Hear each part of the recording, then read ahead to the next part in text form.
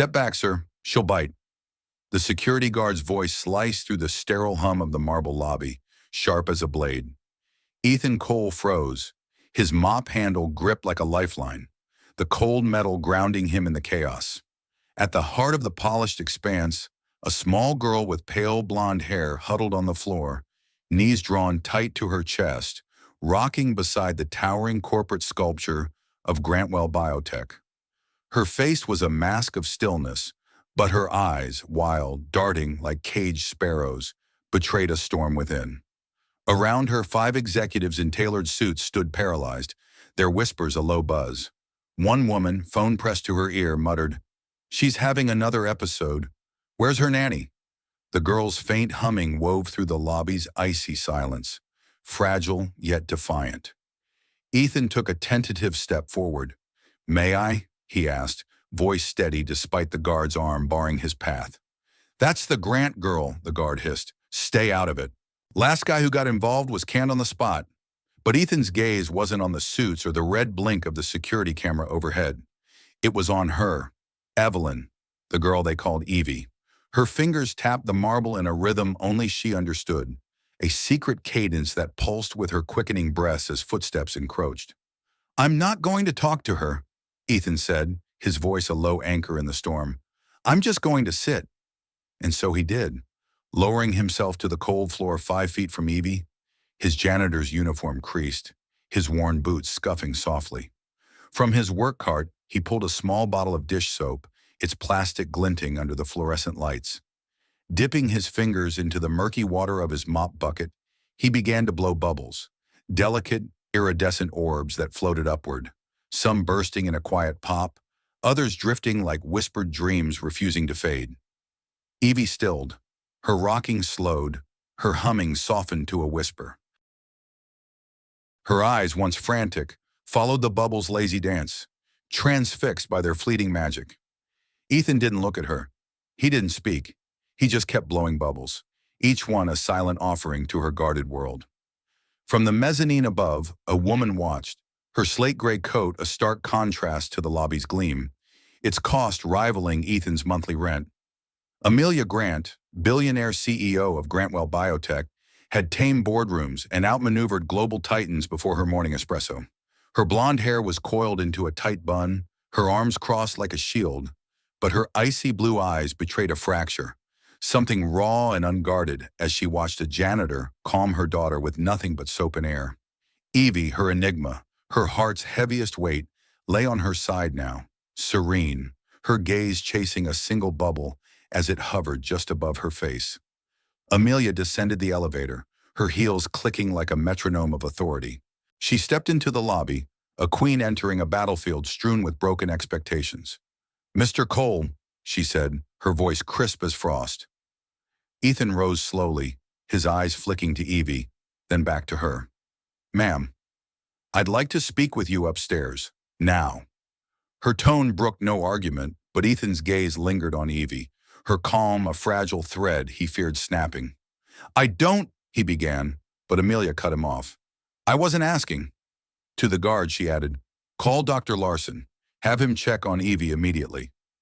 Her heels echoed as she turned, not glancing back, but Ethan followed, the weight of her command pulling him like gravity. Her office was a fortress of steel and silence, its air heavy with unspoken power. "Shut the door," she ordered. He complied, standing under her scrutiny as she studied him, her gaze sharp enough to dismantle a machine. "Who taught you that?" she asked finally, her voice taut.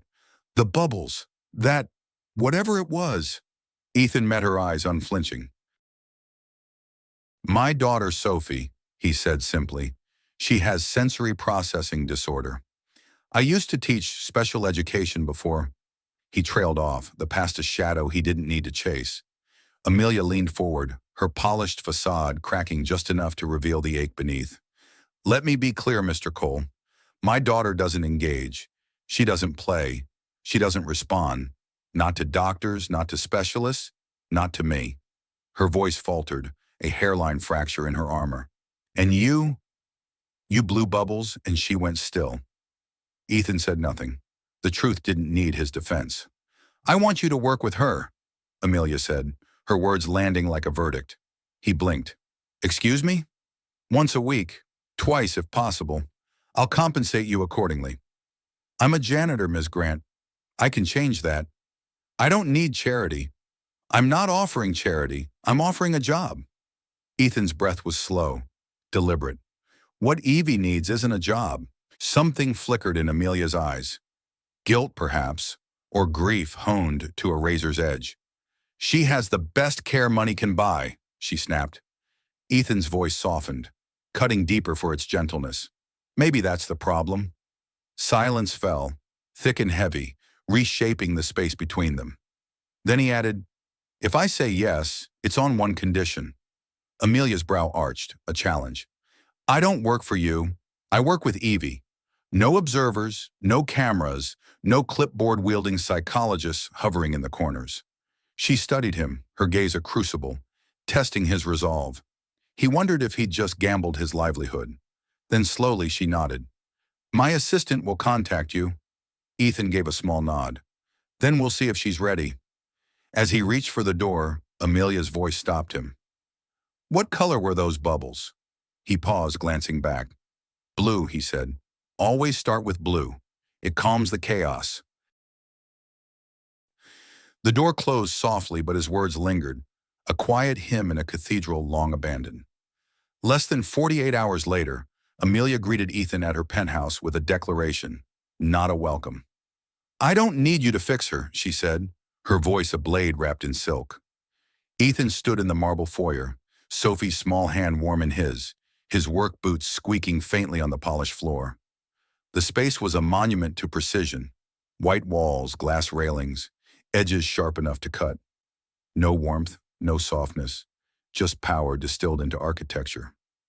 I don't fix children, Ethan replied, his voice a quiet counterpoint. They're not broken. Amelia blinked, just once, a muscle twitching along her jaw. Her arms were crossed, a fortress of control. She's in her room, she said. Through the hall, on the left. Ethan crouched to Sophie's level. You okay to draw for a bit? Sophie nodded, pulling a crayon roll from her backpack, her eyes bright with purpose. Is she the quiet girl? The very one, Ethan said, smiling. Then I'll be quiet too, Sophie whispered, tiptoeing to a corner of the vast living room as if it were a sanctuary of clouds. Amelia watched, her expression unreadable, a flicker of something, admiration, envy, crossing her face. She's obedient, she remarked. She's kind, Ethan corrected, already moving toward the hall. Evie's room was a palace of order. Tall windows, white curtains, toys aligned with military precision. She sat curled in the corner, a question mark in human form, her blonde head pressed against the window pane, gazing at the city as if it might vanish. Ethan didn't speak. He lowered himself to the floor 10 feet away, pulling a notepad from his jacket. With deliberate care, he sketched 5 lines, a circle, a scattering of stars. Evie didn't turn. 3 minutes passed, marked only by the too loud ticking of a clock. Then a shift. Evie rose, her steps light as a bird's, crossed the room and picked up the sketch. Without a word, she sat beside him, close enough for him to feel the weight of her presence. Amelia, watching through the cracked door, pressed a hand to her mouth, her breath catching. She hadn't seen Evie choose anyone's company in nearly a year. Ethan began a new sketch, a bubble floating above a girl's head. Evie reached for a crayon, her fingers trembling but sure. No words, no commands, just a sacred unfolding, fragile as a bubble, strong as faith. 15 minutes later, Ethan stepped into the hall. Amelia was waiting, arms crossed, but her face had softened, as if the ice within her had begun to melt. She drew with you, she said, her voice tinged with wonder, as if she needed to speak the truth to believe it. She started the conversation, Ethan replied. Amelia's brow furrowed. She didn't say a word. Talking and communicating, Ethan said gently, aren't always the same thing. Amelia turned, walking to the kitchen, her movements less certain now. Would you like something to drink? Water's fine. She poured it herself. No machines, no staff, just her hands steady on a crystal glass. Sliding it across the counter, she said, I don't know how to reach her. Ethan didn't touch the glass. Have you tried letting her reach you? Amelia stiffened, her defenses rising like a tide. I've done everything a mother can do. Therapy, nutritionists, sleep specialists, speech pathologists. I flew in a behavioral therapist from Sweden who charges $30,000 a week. Her voice was sharp, but beneath it, a tremor of desperation. Ethan picked up the glass, took a sip, and met her gaze. Sounds like you've hired a lot of people to talk to her, he said. But who listens? Ethan lifted the crystal glass, its cool weight grounding him as he took a slow sip. Sounds like you've hired a lot of people to talk to her, he said, his voice gentle but piercing. But who listens? Amelia's eyes flashed, her defenses flaring. I listen, she snapped, the words sharp as shattered glass. But the silence that followed wasn't hostile. It was hollow, an echo of a truth she'd buried deep. I rearranged my entire life for her, she said, softer now, her voice trembling with the weight of a mother's devotion. Ethan leaned against the counter, his gaze steady. Did you rearrange your heart?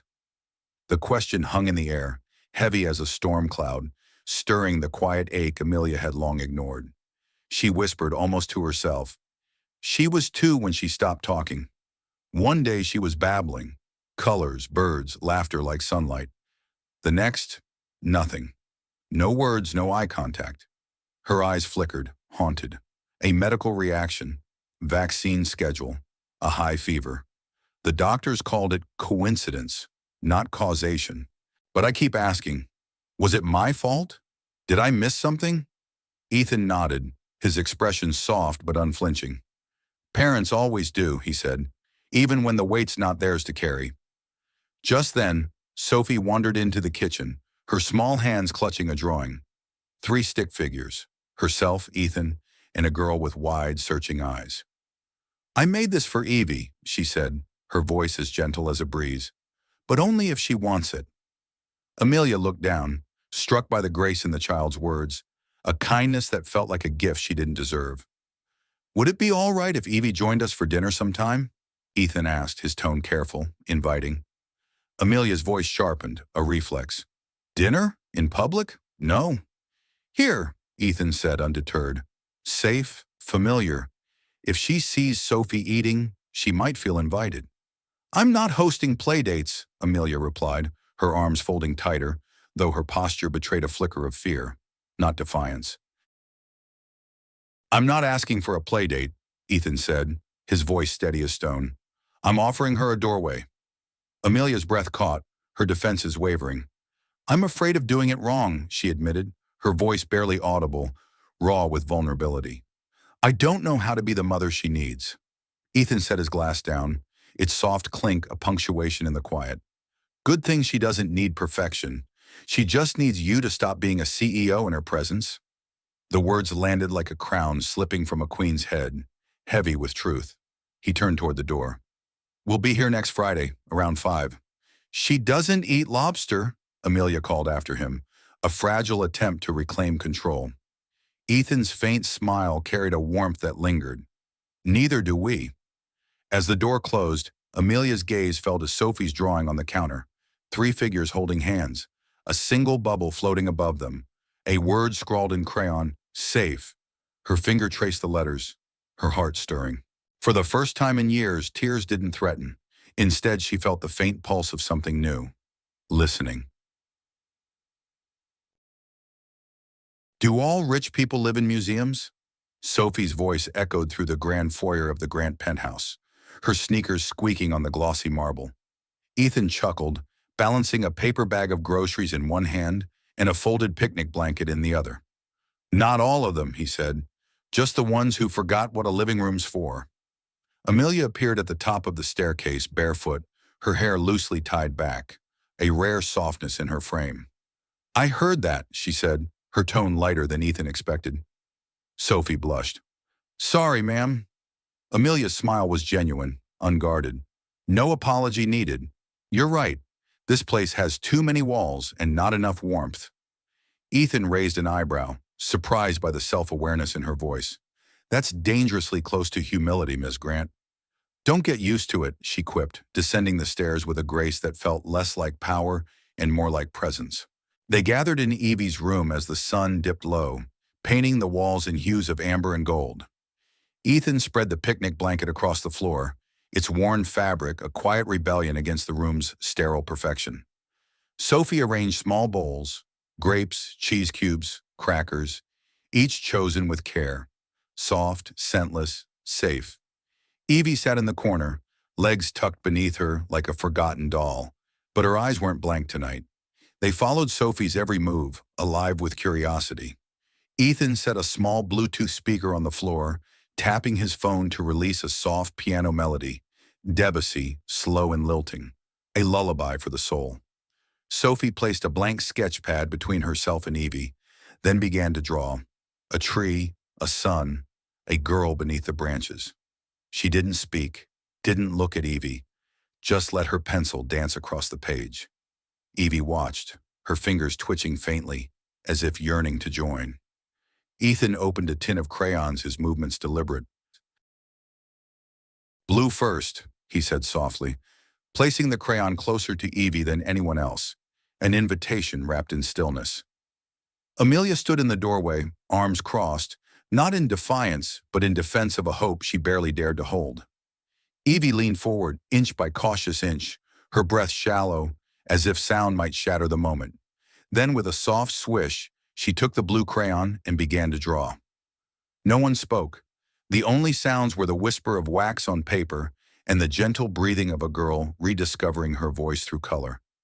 Ethan glanced at Amelia, his voice a whisper. "This is what safety looks like. It doesn't arrive with applause. It arrives with stillness." Amelia swallowed, her throat tight. "Why doesn't she talk to me?" she asked, her voice fragile, barely audible. Ethan didn't meet her gaze. "Because you don't sit on the floor." An hour passed like a sacred hymn, unbroken by outbursts or rocking. Evie even accepted a grape from Sophie's hand, a quiet miracle wrapped in silence. Sophie giggled, her joy infectious. "She likes me." "She does," Ethan said, his voice thick with emotion. "She's choosing you." Evie's drawing took shape. 3 stick figures, one with glasses, one with curly hair, one with a tight bun. Sophie pointed, her voice bright. "That's me, that's Daddy, and that's your mom." Evie didn't respond, but her crayon moved, coloring the third figure's dress a vibrant red. Amelia stepped forward, her voice soft as a prayer. "That used to be my favorite color." Evie paused, then whispered, so faint it was almost a dream, "Still is." Amelia's knees buckled, and she sank onto the edge of the bed, her hand pressed to her mouth, her breath trembling like a violin string stretched to its limit. Ethan stayed still, letting the moment breathe. Sometimes healing was a whisper. Sometimes it was a crayon. Later in the hallway, Ethan folded the blanket as Amelia approached, 2 mugs of tea steaming in her hands. "She called it red," she said, her voice thick with wonder. "She hasn't labeled anything in over 2 years." "She didn't label it," Ethan corrected gently. "She remembered it. That's a world of difference." Amelia handed him a mug, her fingers brushing his for a fleeting moment. "You think I missed all this because I didn't sit on the floor?" "I think," Ethan said, his voice soft as dusk, "you've been standing so long you forgot how to kneel." She laughed, a dry, sharp sound that softened into something real. "That's poetic. It's also true." They stood in silence, the weight of the moment settling between them. Then Amelia asked, "Were you always this gentle?" Ethan's gaze drifted, his eyes tracing a memory. "No, I used to fix things. That was my job. My wife, she was the gentle one." "What happened to her?" "Leukemia," he said, the word heavy. 4 years ago she was diagnosed. Then she was gone before I could memorize the way she said goodbye." Amelia blinked, her voice barely a breath. "I'm sorry." "She used to say something when Sophie had a hard day." Ethan continued, his eyes distant. "Don't raise your voice. Lower your body." Amelia stared into her tea, her reflection wavering. "Maybe I've been doing both wrong." Ethan's smile was faint but warm. "You're here. That's not nothing." She met his gaze, not as a CEO, not as a woman in control, but as a mother, frightened, flawed, yearning to get it right. "I want to learn," she said. Then start by asking her favorite color tomorrow, Ethan replied, even if you already know the answer. That night, Amelia stood by Evie's bed, watching her sleep, a blue crayon still clutched in her tiny hand. I never knew silence could be so loud, she whispered to the shadows. Down the hall, Ethan kissed Sophie's forehead as she drifted off in the guest room. He gazed out at the city skyline, its lights shimmering like stars. Sometimes, he whispered back, silence is just love waiting for room. Why are we doing this again? Ethan adjusted the collar of his only ironed shirt, catching Sophie's grin in the rearview mirror. Her arms hugged a zippered tote bag, her eyes alight with purpose. Because it's polite to accept dinner invitations, Sophie said matter-of-factly. And because Evie asked if I'd come back. Ethan's heart thudded, a quiet drumbeat of hope and nerves. Dinner at the Grant penthouse. The evening sun bathed the high-rises in gold as they pulled up to the valley entrance. A man in a suit opened the door, and Ethan stepped out, clutching a paper-wrapped bouquet of wildflowers from the farmer's market. Always bring beauty when you step into someone's world. His late wife's voice echoed in his mind. Sophie bounced out, her excitement tempered by care. Do you think she'll talk again? I don't know, Ethan said, but I think she'll listen. Amelia greeted them at the penthouse door, not in a power suit but a simple navy blouse and slacks, her feet bare again. You brought flowers? She asked, surprise softening her voice. For the room, Ethan said. It needs something alive. She blinked, a faint smile breaking through. I suppose that includes us tonight. The dining room, once a cold cathedral of marble and crystal, had been transformed. A round table stood in place of the long executive one, its surface warmed by a single flickering candle.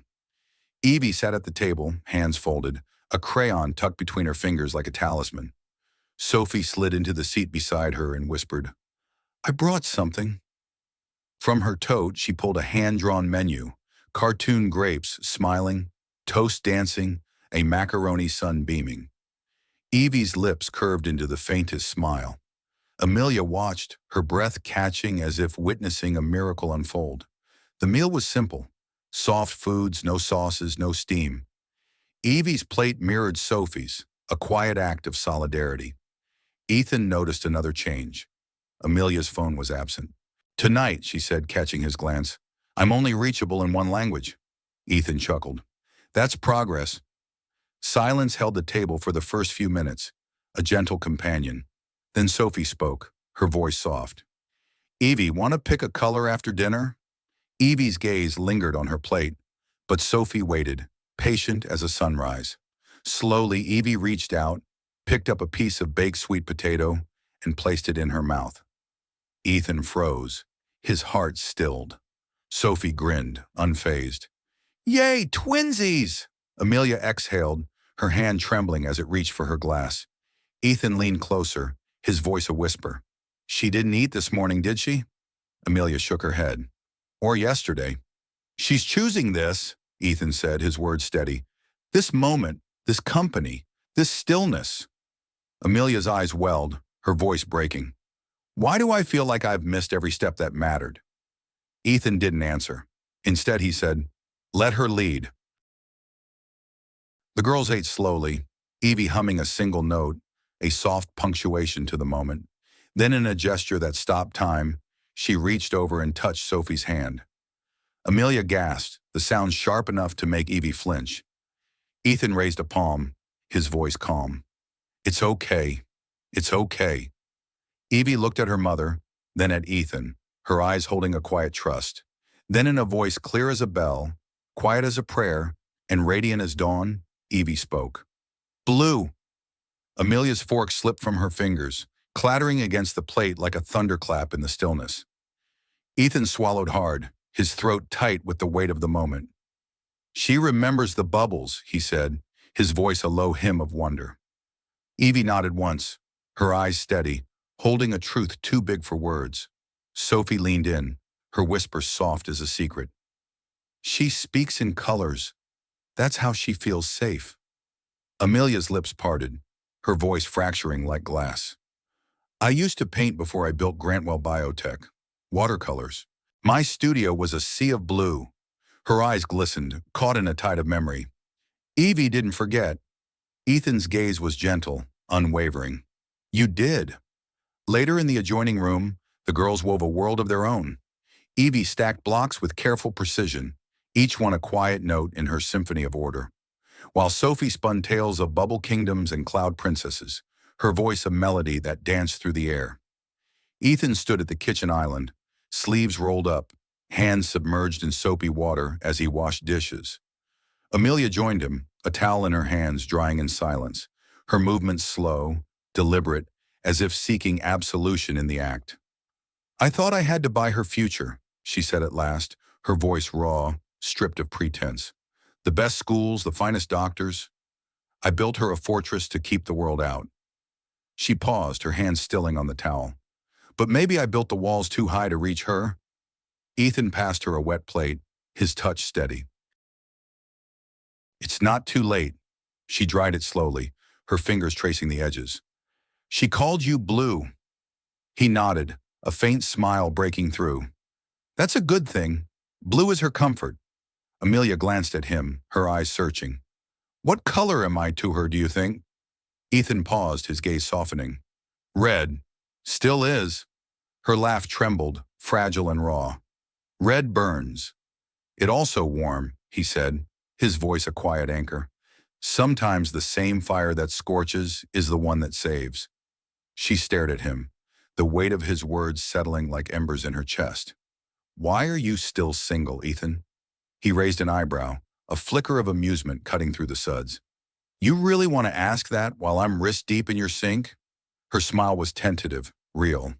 You could have said yes to my job offer weeks ago. I didn't want a job. Then what did you want?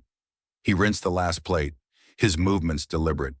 To be useful again, to someone who needed me. Amelia held his gaze, her breath catching, a reverence in her eyes. You are, she said softly. You're saving us in ways money never could. Ethan dried his hands, shaking his head. I'm not saving you. I'm just showing you the door. And if I don't know how to walk through it, then sit on the floor with your daughter, he said. Let her lead. As he gathered Sophie's things to leave, Evie looked up from her drawing, her voice cutting through the quiet like a star piercing the night. Dinner again? Ethan froze mid-step, his heart stumbling. Amelia's hand flew to her mouth, stifling a sob. Of course, Sophie said, her voice bright as sunlight. Next Friday. Evie smiled, and for the first time in years, the room felt like a home, a sanctuary woven from color, trust, and unspoken promises. Do you have a minute? The voice was low, polished, dripping with the calculated charm of too many media briefings. Ethan barely looked up from his mop bucket, the familiar weight of labor grounding him. He turned to see Nathan Blake, Grantwell Biotech's PR strategist, standing near the janitor's closet, his tailored suit a stark contrast to the humility of the space. Ethan wiped his hands on a towel, his jaw tightening. Not really, but something tells me you're taking it anyway. Nathan's smile was practiced, a predator's charm. There's a story circulating, a certain CEO, a certain janitor, a certain emotionally complex child. Ethan's eyes narrowed. You mean Evie? I mean optics, Nathan said, glancing at the hallway cameras, their red lights blinking like watchful eyes. Your presence is misunderstood. It raises questions. She's eating now, drawing, speaking. Ethan's voice was steady, unyielding. If that raises questions, maybe the wrong people are asking. Nathan stepped closer, his tone smooth but sharp. I'm not here to fight, Ethan. I'm here to advise. If this continues, it could cost Amelia her position. Trust is fragile in our world. Ethan met his gaze, unflinching. You think I'm the threat to her credibility? Nathan's smile tightened, professional but cold. You're unconventional. No corporate credentials, no affiliations. A single dad working night shifts, bringing sidewalk flowers to dinner. And yet, Ethan said, his voice low and firm, her daughter says my name. The words landed like a stone in still water. Nathan's expression faltered, just for a heartbeat. Let's not complicate things, he said. Take a leave, quietly. Let the headlines cool. Ethan leaned in, his voice calm but ironclad. Evie doesn't need less of me. She needs more of what I represent. Nathan's brow arched. And what's that? Someone who doesn't need her to perform to know she's valuable. That evening, as Ethan and Sophie prepared dinner in their modest apartment, his phone buzzed with a message that sank like lead in his chest. Access to Building 14, suspended pending review. Management. Sophie looked up, her eyes wide with worry. We're not seeing them tonight? Ethan forced a smile, hiding the ache. Not tonight, Bug. She went quiet, then whispered. Will she think we stopped caring? He exhaled, the weight heavy in his chest. I hope not, but sometimes grown-ups build walls when they're afraid. Across the city, Amelia stood in Evie's room, staring into a silence that felt like a wound. No humming, no crayons, no sketch pad alive with color. Just Evie, rocking softly, her head bowed. Amelia sank to the floor beside her, her heart unsteady. I didn't stop him from coming, she whispered, her voice cracking. But I didn't fight hard enough to keep him either. Evie didn't respond. Amelia reached for the sketch pad, setting it gently between them. Can I draw with you? Nothing. I don't know how to fix this, Amelia said, her voice trembling. I thought protecting the company would protect you. Maybe I was guarding the wrong thing. Still nothing. Then Evie picked up a black crayon, her movements slow, deliberate. Amelia watched, breathless, as her daughter drew 3 figures, 2 standing, 1 missing. Her hands shook. I'll fix this, she whispered, her voice fierce with resolve, even if it cost me everything. The next day, Amelia appeared at Ethan's apartment unannounced, her breath ragged, hair slightly windblown, a woman stripped of her corporate armor. Sophie opened the door, her eyes wide. Miss Amelia. Amelia knelt, her voice urgent. Is your dad home? Ethan appeared, his expression guarded. Didn't expect you here. They've frozen your access, she said, her voice low, raw. They're threatening to reassign your contract. I figured. I didn't stop it, she admitted, her eyes meeting his. That's on me. Ethan studied her, seeing not the CEO but a mother on the edge of breaking. I told them I'd walk if they touched you again, she continued. They didn't take it well. He blinked, stunned. You'd risk all that? Her voice cracked, fierce and fragile. I risked losing Evie once. I won't do it again. Sophie tugged gently at Amelia's sleeve. She didn't eat last night, did she? Amelia shook her head, her eyes glistening. Sophie whispered, maybe she's waiting for us. That evening, they returned to the penthouse. No security, no press, just quiet. Ethan carried a thermos of warm tomato soup. It sent a promise of comfort. Sophie held a new crayon set, their glittered edges catching the light. Amelia opened the door without hesitation. She's in the same spot, she said, waiting. Ethan stepped inside, his heart thudding like a drum. In Evie's room, she sat in the corner, a crayon in hand but unmoving, a statue of stillness. Hey, Bluebird, he said softly. Her head lifted, 1 blink, then 2, a silent greeting. He sat, unscrewing the thermos, letting the soup's gentle warmth drift through the air. Nothing fancy, he said, just warmth. Sophie settled beside her, offering a single glitter blue crayon. We missed you. Evie reached out, slow and deliberate, and drew a shaky circle on the floor. Then in a whisper that felt like a miracle, she said, Dinner again, please. Ethan looked up at Amelia, her face streaked with tears but lit with a smile. I'll never let them come between this again, she said, her voice trembling with conviction. He nodded, his own resolve ironclad. Then let's build something stronger. Amelia wiped her eyes. No more walls. No more walls, he echoed. Only doors left open. The envelope lay on Amelia's marble kitchen island, thick and cream-colored, embossed with the gold seal of the New York High Court, a silent warning flare. Ethan glanced at it as he rinsed dishes, the soap suds clinging to his hands. That the thing? Amelia nodded once, her face pale. Evie's father is filing for emergency custody. Ethan dried his hands slowly, his movements deliberate. After vanishing for 4 years, he says I've become unstable, she said, her voice trembling. That I'm exposing her to questionable figures, non-professionals. Her eyes flicked to him. He means you. Ethan leaned back, arms crossed, his jaw tight. That man wouldn't know Evie if she drew him a name tag. Amelia exhaled, a sound caught between laughter and collapse. He's wealthy, connected. His attorney used to clerk for the judge. Ethan stepped around the island, his voice low, steady. Do you want me to back off? Her answer was immediate, fierce. No. Then we fight. She looked up, her eyes searching his. I don't know how. You don't need to, he said, his voice a quiet vow. You just need to stand beside her. I'll stand beside both of you.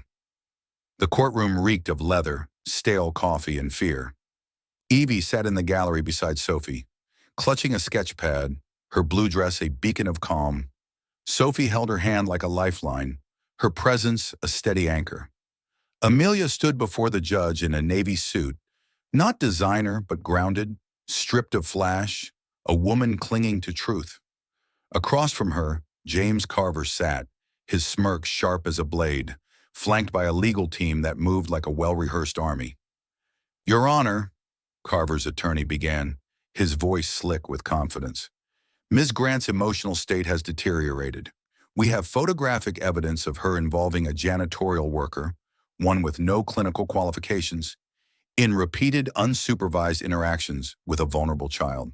Ethan didn't flinch, his gaze steady. The attorney pressed on. She's ignored professional medical advice in favor of bubble games and crayon therapy? Snickers rippled through the gallery. Amelia stood taller, her voice cutting through the noise. And what has Mr. Carver contributed in the past 4 years? The judge's eyes narrowed. Ethan muttered under his breath. Financial support and space to grow. Space to disappear. Amelia's attorney rose, her voice clear. Your Honor, we don't deny Ms. Grant's methods have changed, but so have the results. Evie has spoken. She eats. She draws. She connects. None of which happened for over 2 years. And the man she's connected with, Ethan Cole, is here today. He'd like to speak. The judge nodded. Let him. Ethan stood, his steps slow, deliberate, as he approached the witness stand. Cameras clicked, whispers died. He sat, meeting the judge's gaze directly. I was a special education teacher for 11 years, he began, his voice steady as stone. I left the classroom after my wife died, when the echo of my own loss and the needs of every child felt like more than I could bear. His eyes found Evie's, soft but resolute. She brought me back. The courtroom held its breath. Evie doesn't need more labels, he continued. She needs fewer walls. I didn't treat her, Ethan said, his voice steady as a heartbeat in the hushed courtroom. I listened. I knelt. I matched her silence with my stillness, and in return, she trusted me. His gaze shifted to James Carver, whose polished cufflinks glinted under the fluorescent lights. When's the last time she looked you in the eye? Carver fumbled, his hands betraying a flicker of unease. Ethan pressed on, his words calm but unrelenting. You think a suit makes you credible, but Evie doesn't care about titles. She cares about tone, rhythm, about who steps into her world without shattering it. He turned to the judge, his eyes unwavering. I'm not here to parent her. I'm here because she taught me something every specialist forgot. Sometimes, the most healing thing you can do is stay. Silence blanketed the room, heavy and reverent. The judge nodded, a quiet acknowledgement. Thank you, Mr. Cole. Ethan returned to his seat, his steps measured, the weight of the moment settling in his chest. Then a soft stir. Sophie rose, her small frame moving toward the judge's bench with a courage that stilled the room. Whispers rippled, but the judge raised a hand, silencing them. Sophie looked up, her eyes wide and resolute. Can I say something? The judge leaned forward, his stern face softening. You may. She held up Evie's drawing, a trio of stick figures, arms linked beneath a sky bursting with stars. This is Evie's family, she said, her voice clear, unwavering. That's me. That's my dad. That's her mom. She doesn't talk much, but she says we're blue. That means safe. Amelia wiped a tear, her breath catching as Evie reached out, her small hand brushing Sophie's in a gesture louder than any speech. The courtroom froze, the moment a fragile monument to trust. The judge leaned back, silent for a long heartbeat, then spoke. Effective immediately, Evelyn remains in the custody of her mother, Amelia Grant. Any further action will require extensive psychological review and family therapy, in which Mr. Cole is welcome to participate with full transparency.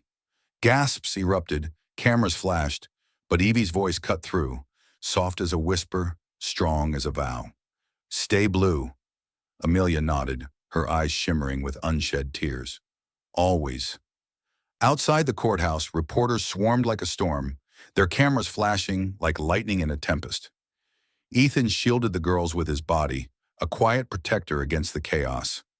Amelia's hand found his, an instinctive grasp born of trust, not calculation.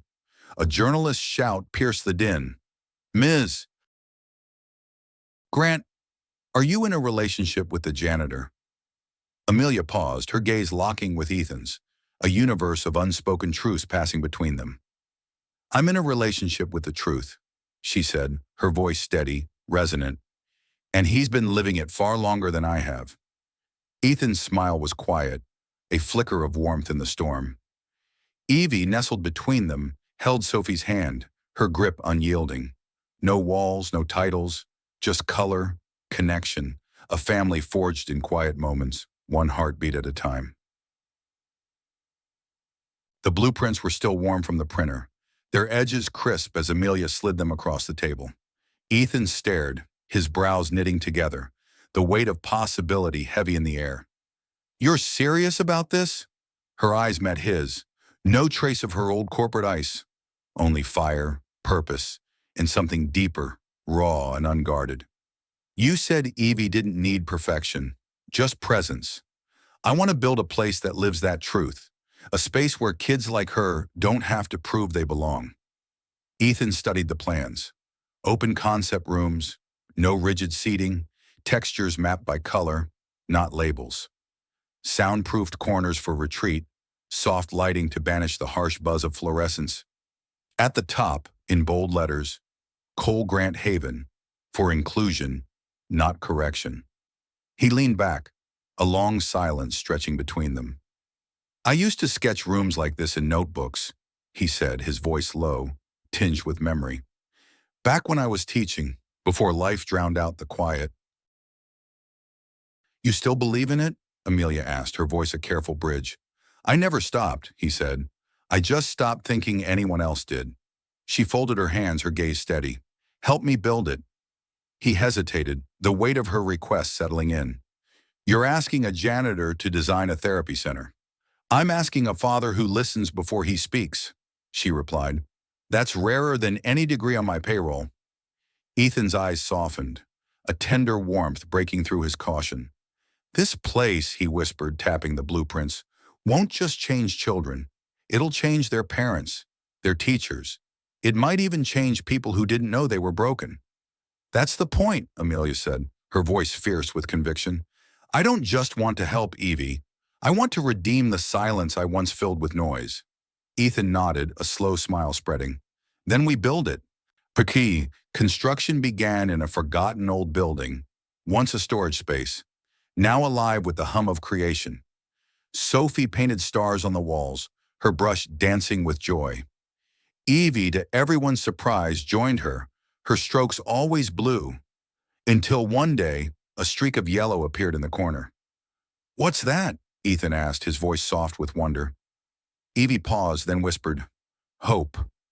Ethan's throat tightened, emotion swelling. Yeah, he said, his voice thick. Exactly that. Amelia began spending evenings at the site, trading her power suits for sneakers, her spreadsheets for color swatches. One afternoon, she sat with Ethan on a stack of unused carpet rolls, sweat beading on her brow, dust clinging to her hair. I don't recognize myself anymore, she said, her voice a mix of awe and uncertainty. That's not a bad thing, Ethan replied, his tone warm, steady. She looked at him, her eyes searching. I used to think love was performance, straight A's, perfect posture, flawless presentations. Then this little girl came into my life, said nothing, and taught me everything. Ethan nodded, his gaze distant but kind. Children don't care who you are, only how you show up. She hesitated, her voice softer now. Do you think this center will be enough? He turned to her, his eyes gentle but firm. Nothing will ever be enough. That's the secret. But if you pour love into it without needing applause, it becomes more than a building. It becomes belonging. Her smile wavered, then faded into something raw. I'm scared, Ethan. If this fails, if I fail her again, what happens to her? He didn't hesitate. Then we fall with her, but we fall together. That's the difference. Opening day dawned under golden skies, balloons drifting above the entrance, the sign gleaming, Cole Grant Haven. Below it, a small plaque read, no titles, no tests, just time, trust, and tenderness. Families arrived, tentative at first, parents clutching their children, teachers watching with cautious hope. But inside, the air was different. No one asked for diagnoses. They asked what music a child loved, what color soothed them, what sparked their laughter. Ethan moved through the rooms like he'd been born there, showing a father how to use gentle hands with his overstimulated son, kneeling beside a girl who didn't speak, matching her breath until a smile broke through. Sophie led a group in drawing bubble patterns on the windows, her laughter a beacon. Evie sat on a beanbag, humming softly, no longer alone. Two children sat beside her, echoing her tune in a quiet harmony. Amelia stood in the corner, her heart full, her eyes wide with wonder. I dreamed this room, she whispered, but I didn't believe it could breathe. Ethan joined her, his presence a steady anchor. It's breathing because you stopped controlling the air. She turned to him, her voice thick. You know what I feared most? That Evie would never call me mom. He was quiet, letting her words settle. But lately, she continued, her voice trembling, I'm starting to hope she never has to. Because love like this, it speaks without labels. Ethan looked at her, a soft smile breaking through. You've become the room, unlabeled, unafraid. She laughed, a quiet sound, warm and real. You always say things that belong in a poem. Maybe, he said, his eyes kind, because life finally feels like one. That night, as they locked up, Amelia lingered at the doorway, the glow of the Cole Grant Haven sign casting her in golden light. Thank you, she said, her voice soft but fierce. For what? For helping me build a place where I could finally meet my daughter. Ethan didn't speak. He stepped beside her, their hands brushing, not by accident, but with quiet intention. They stood together, gazing at what they'd built. Not a monument, but a movement. Not a center, but a beginning.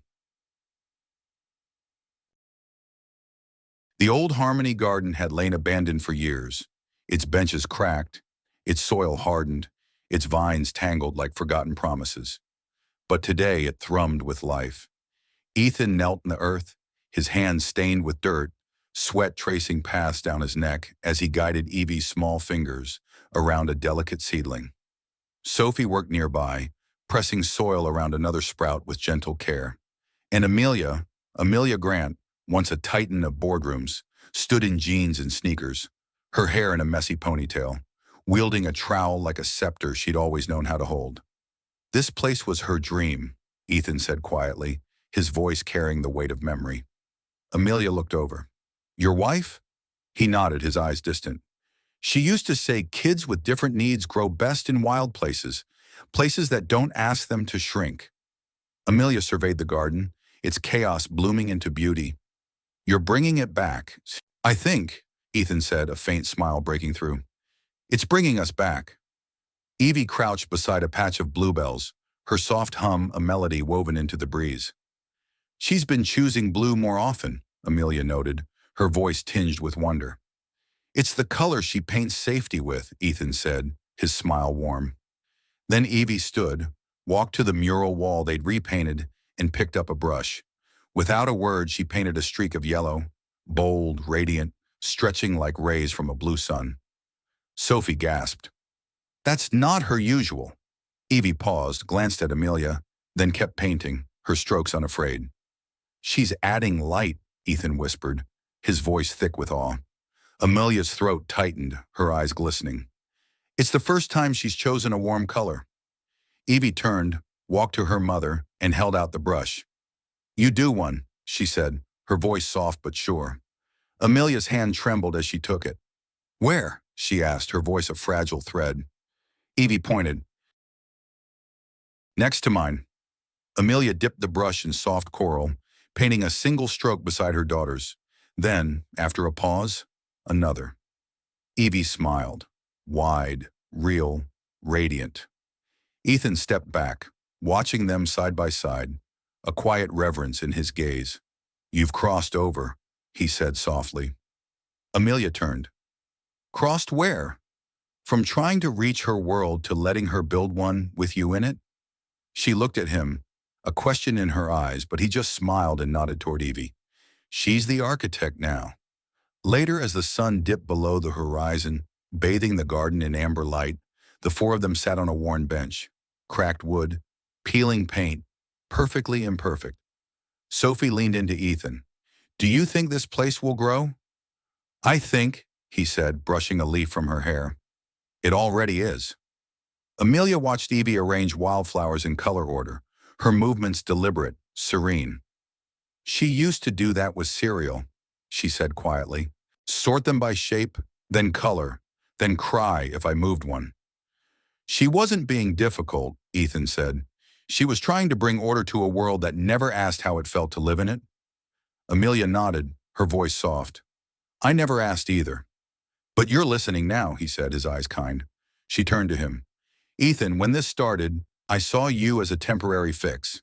He raised an eyebrow, a playful spark in his gaze. Thanks. She chuckled, the sound warm, unguarded. I mean it. I thought you were a phase, a moment I was too tired to correct. But now, she looked at Evie, her voice softening. Now I think you were the first right thing I didn't control.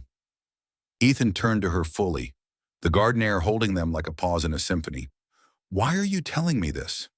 Because something's changed, she said, tears forming. Not just with Evie, with me. Before you, I filled silence with noise, meetings, plans, metrics. I thought control could outrun loneliness.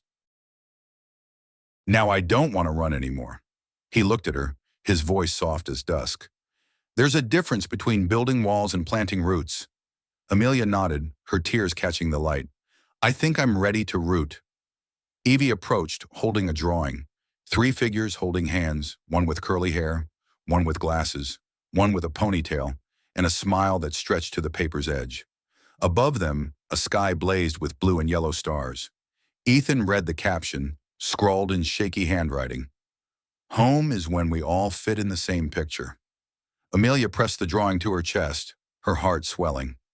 Ethan's arm settled gently around her. Sophie leaned against Amelia's shoulder, and Evie, quiet, radiant Evie, whispered, Let's stay here forever. In that moment, they silently agreed. They already were. The photograph was blurry but brutal, splashed across a tabloid's front page at 7:42 a.m. Amelia Grant, barefoot in Harmony Garden, laughing, her hand brushing Ethan's as he smiled, sleeves rolled up. Behind them, a child's painting, messy, bright, hung like a defiant banner.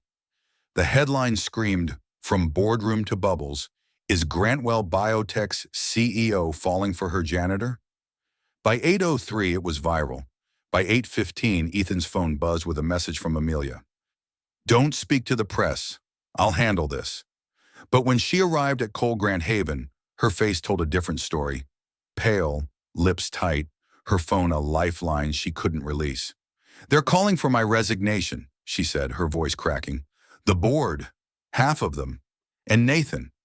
She faltered, swallowing hard. He says I've compromised our brand, that I've blurred lines. Ethan exhaled, his gaze steady. And what do you think? Her eyes, rimmed red, met his. I think I'm tired of being a brand. They stood in the hallway of Cole Grant Haven, surrounded by children's drawings taped to the walls. Scribbles, laughter, color, all of it real, none of it corporate. "I could resign," she whispered, her voice graceful but heavy. "Protect the foundation. Protect you." Ethan's expression darkened, his voice firm. "No. You've seen the backlash. I've seen a girl painting yellow suns." Amelia looked away, her jaw trembling. Ethan stepped closer, his presence a quiet anchor. "You want to walk away to protect this place. I get it. But don't call it noble. This center wasn't built on image. It was built on presence, on staying." She blinked, tears threatening. "Then what do I do?" "You stay," he said, his voice resolute. "Even when it's loud, even when it's unfair, especially when it's personal." Amelia folded into herself, her shoulders hunching, as if to shield her heart from the world's gaze. "I don't want Evie to be a headline," she whispered, her voice trembling with a mother's quiet dread. Ethan's gaze softened, his voice a gentle anchor in the storm. "Then remind the world she's a child, not a scandal." Silence settled, heavy with unspoken resolve. Then Ethan's voice lowered, tentative but steady. "Would it help if I step back?" Amelia spun toward him so swiftly he barely registered the movement, her eyes blazing with a fire that burned through her fear. "Don't you dare!" His breath caught, held captive by her intensity. She stepped closer, her voice fierce, unwavering. "I don't care what the press says. I don't care what Nathan says. I care what she says." She pointed toward the playroom, where Evie's soft hum drifted like a melody. "And she says your name like it means safe. I won't take that from her. Not again." Ethan's voice dropped, a quiet vow. "Then we face this together." But outside, the storm had already broken. Protesters lined the sidewalk, their signs a cacophony of praise and condemnation. Some read "Support Cole Grant Haven." Others screamed "Janitor's agenda" and "Protect Evie from PR stunts." Reporters swarmed the entrance, their long lenses snapping like vultures circling prey. Inside, the boardroom seethed, a cauldron of ambition and fear. Nathan Blake paced at the head of the glass table, his tailored suit gleaming under the sterile lights. "We gave you every chance to rebuild your image, Amelia," he said, his voice slick with accusation. "Instead, you doubled down on the drama." "I invested in people," Amelia replied, her tone even, unyielding, a blade honed by truth.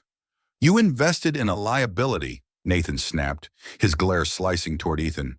"He may be noble, but he's not qualified." Ethan stood silent, his presence a quiet defiance, his eyes fixed on a point beyond Nathan's polished facade. Nathan turned to the board, his voice rising. "This center is a passion project turned circus. Donors are pulling out. Stocks are plummeting. We can't afford another week of this." Amelia rose, her posture a pillar of resolve. "Then I resign." Gasps echoed through the room. Nathan's smirk flickered, triumphant. "Smart move." But she wasn't finished. "I resign from you," she said, her voice steady, fierce. "Not from this." Nathan's brow furrowed, caught off guard. "I've built boardrooms, negotiated billion-dollar deals, but nothing made me prouder than watching my daughter paint hope in yellow." Her voice cracked, but her gaze held firm, meeting each board member's eyes in turn. "Fire me to protect your stocks, but I'm not walking away from the only thing in my life that's growing." She turned to Ethan, her eyes softening. "And I'm not walking away from the man who showed me love doesn't need permission." She walked out, head high, leaving the room in stunned silence. Ethan found her minutes later on the back stairs, her hands trembling as she sat alone, the weight of her choice settling like dust. He lowered himself beside her, his presence a quiet harbor. "You sure about that exit?" "No," she said, her voice raw, a tear tracing her cheek. "But I'm sure about you." Ethan looked at her, his heart swelling. "That's the bravest thing anyone's ever said to me." She smiled through the tear, her voice trembling but true. "You know what scares me most? Not that I fell in love with you, that I grew into it." He was quiet, the words sinking deep. Then he whispered, "Good. That means it's strong." A moment passed, then another, the air between them alive with unspoken promises. If we lose everything, Amelia said, her voice soft, funding, support, media favor, what do we do? Ethan reached into his pocket, pulling out a folded piece of paper. Evie's drawing, three figures holding hands, one in a red dress, one with curly hair, one with glasses. In the corner, in shaky handwriting, a simple plea, don't go, stay blue. He handed it to her. That's what we do, he said. We stay. Amelia clutched the drawing to her heart, her resolve reigniting. For the first time in days, she didn't feel like breaking. She felt like fighting. Rain fell in relentless sheets the morning Amelia called the press conference. A storm that roared with unyielding fury, the kind that kept people indoors unless they had something worth braving the deluge for. She stood at the podium before Cole Grant Haven, hair pulled back, no makeup, no designer coat, just a gray sweater and rain-slick jeans. She was no longer a CEO selling a brand. She was a mother, a fighter, a woman with everything to say and nothing to prove. Cameras aimed like cannons, microphones stood like sentinels. But Ethan, watching from the sidelines with Evie and Sophie, saw something else. A woman stepping into her truth, not to defend herself, but to invite others in. Amelia gripped the podium, her exhale steadying her. My board, my PR team, my investors, they've demanded I explain myself, she began, her voice clear, resolute. Click, flash, murmurs. Explain why I let my daughter be seen in public, why I trusted a man without a medical license to become her closest confidant, why I, the head of a billion-dollar company, would kneel on the floor and paint stars on a wall. She paused, scanning the crowd, her eyes fierce with purpose. I could give you a statement, a polished defense, but I won't. I'm not here to explain myself. I'm here to remember who I forgot to be. A hush fell, the rain's rhythm the only sound. I forgot what it meant to slow down, to see my child, not as a patient, not as a problem, but as a person, brilliant, unique, worthy.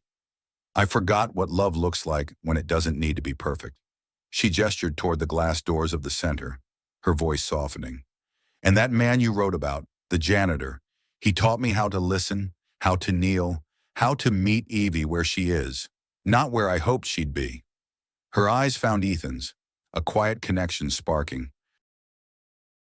If standing beside him cost me everything I built from the top floor up, then maybe it's time I remembered. The foundation matters more than the penthouse. The reporters froze, no one daring to interrupt. Amelia's smile was faint, radiant. My daughter paints in colors. She used to choose only blue. Safe, quiet, small. But last week she added yellow. She called it hope. Her voice dropped to a whisper, trembling with conviction. And if hope means kneeling in the dirt with someone who sees you fully, I'll stay there gladly. A reporter raised a cautious hand. Ms. Grant, are you stepping down?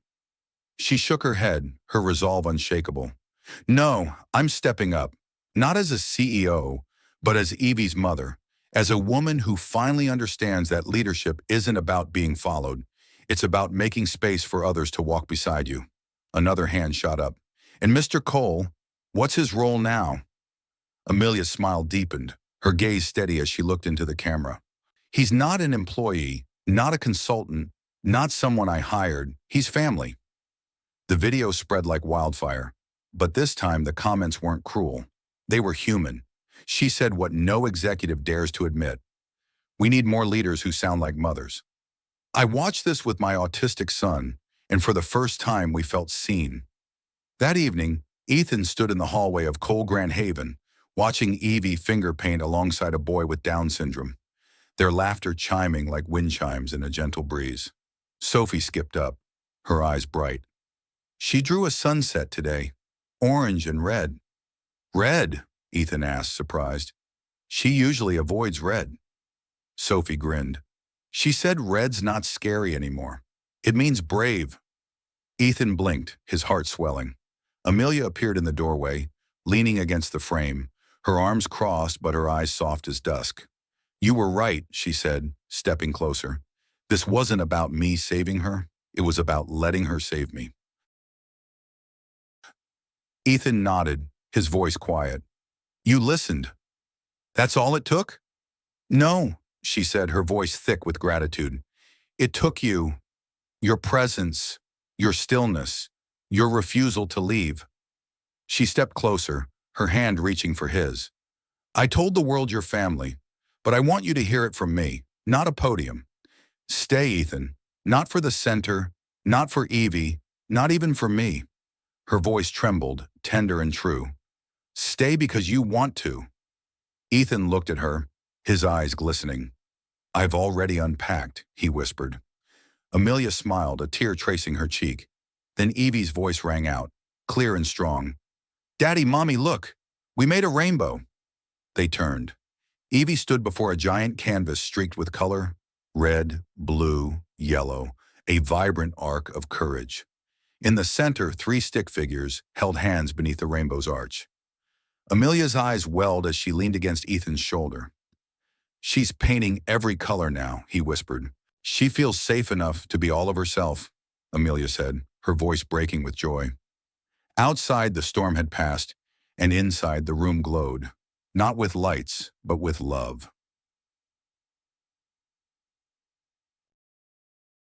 6 months later, Cole Grand Haven pulsed with life. The grand reopening drew schools, therapists, and families from across the state, but it wasn't the banners or balloons that made the day sacred. It was the hum of belonging, a quiet symphony of connection. In the central room, children sat barefoot on the floor, drawing with chunky pastels on butcher paper. No one demanded straight postures or correct grips. Each line was a language, free from translation. Ethan knelt beside a boy, tapping his pencil rhythmically on the floor. You feel it in beats, huh? He said, a smile lighting his face. Let's make a drum line out of colors. The boy's face lit up, a spark of joy igniting. Across the room, Evie moved like a quiet breeze, her blue shoelaces a nod to her safe harbor, but her shirt bloomed with oranges, lilacs, and deep reds, a rainbow woven from courage. She spoke now, not constantly, but clearly, guiding 3 new children on a tour. This one's like clouds, she whispered, letting them touch the soft cotton of a sensory panel. Amelia watched from the glass door, her heart so full it ached. A news anchor approached, cameraman in tow. Ms. Grant, ready for your interview?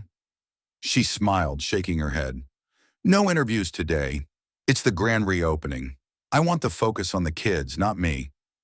She turned back to the room where Ethan was teaching Evie and Sophie to fold paper stars. I think you just stunned the press, he whispered as she approached. I'm learning to let silence speak, Amelia replied, her voice soft but sure. Thanks to both of you, Sophie grinned. She used to talk in PowerPoints. Now she talks in hugs. Ethan chuckled, warmth in his eyes. Growth. Sophie grinned, her eyes sparkling with mischief. She used to talk in PowerPoints. Now she talks in hugs. Ethan chuckled, the sound warm, resonant, a testament to growth carved in quiet moments. His gaze settled on Evie, who had just finished folding a paper star, its edges delicate as hope. She held it out to him, her voice soft but sure. For Blue. Ethan's eyes glistened, a tear threatening to fall. I'll keep it forever, he said, his voice thick with reverence. Sophie chimed in, her enthusiasm a burst of light. I made one too, but mine's for yellow, for hope. Amelia took a deep breath, her heart steadying as she knelt beside Evie. With careful hands, she folded her own star, its crimson hue bold against the soft light. She handed it to her daughter. Mine's red, for bravery, like yours. Evie placed the 3 stars together, blue, yellow, red, a constellation of trust. Family, she said, her voice a quiet hymn. No one spoke, the moment held in a sacred hush, not of awkwardness, but of awe, as if the universe itself paused to listen. A soft bell chimed across the room, its gentle ring signaling the moment they'd all been waiting for. The ribbon-cutting ceremony for Cole Grand Haven loomed, but Ethan had insisted it be anything but formal. Let the kids cut it, he'd said, his voice firm with conviction. They built this. Now Evie and Sophie stood side by side before a rainbow mural at the center's entrance, their small hands gripping scissors together. The ribbon wasn't the corporate blue of Grantwell Biotech. It was a vibrant tapestry of every color they'd ever touched, a testament to courage and connection. Before they cut, Evie turned to the crowd, her small frame steady despite the sea of eyes. She cleared her throat, her voice trembling but resolute. "My name is Evie," she said. "I like colors. I like stars. And this place, it's for anyone who ever felt like a puzzle piece in the wrong box." Silence fell, heavy and profound, then erupted into applause. A thunderous wave of tears, smiles, and silent embraces from parents who saw their own children in her words. The ribbon fell, fluttering to the ground like a promise kept, and Cole Grant Haven opened, not as a building, but as a movement, a beacon of belonging. That evening, the four of them gathered on the rooftop of the center, the city sprawling below like a canvas of twinkling lights. Pizza slices sat on mismatched paper plates, soda cans fizzed softly, and the air hummed with the ease of family. Sophie chewed thoughtfully, her voice breaking the quiet. "Do you think we'll always live near here?" Ethan glanced at Amelia, their eyes meeting in a shared understanding. She nodded, her voice soft but certain. "I think we'll always belong here." Evie leaned her head against Ethan's arm, her touch a quiet anchor. "Home," she whispered, the word carrying the weight of 1,000 unspoken dreams. Ethan kissed the top of her head, his voice a gentle vow. "That's right." Amelia watched them, her heart swelling as the wind stirred, sending a folded paper star skittering across the rooftop. She chased it, her fingers closing around its fragile edges. Holding it in her palm, she whispered almost to herself, "I never knew love could be this quiet and still say everything." Ethan stood beside her, his presence a steady harbor in the fading light. "You know the best part of this journey?" he asked, his voice warm, reflective. "What?" "I came into your world thinking I had to teach you how to kneel," he said, turning to her, his eyes kind, gleaming with quiet pride.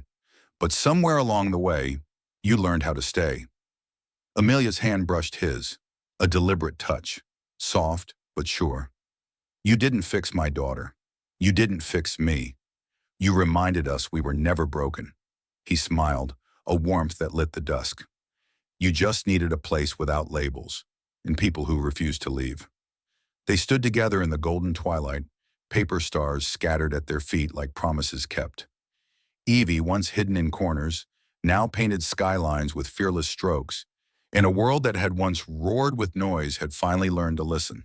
As the sun dipped below the horizon, casting long shadows over the city, Evie's voice floated on the breeze, light as a dream but strong as truth. "Tomorrow let's paint the sky." Ethan and Amelia exchanged a glance, their smiles widening, hearts alight. "Yes," Amelia whispered, her voice a vow to the future. "Let's." If this story stirred something in you, if it whispered that love doesn't need to shout to be powerful, we'd love to hear from you. Where are you reading from? Drop your city, your country, or just a heart emoji in the comments. Every message matters, and we're honored to know where these stories land. If this tale sparked hope, if it reminded you that kindness can rewrite destinies, share it, pass it on, let someone else feel seen. And if you haven't yet, hit that subscribe button and turn on the bell so you never miss a story that might just shift your heart or change your day. Thank you for being here, for listening, for staying. Until the next story, stay kind, stay human, stay connected.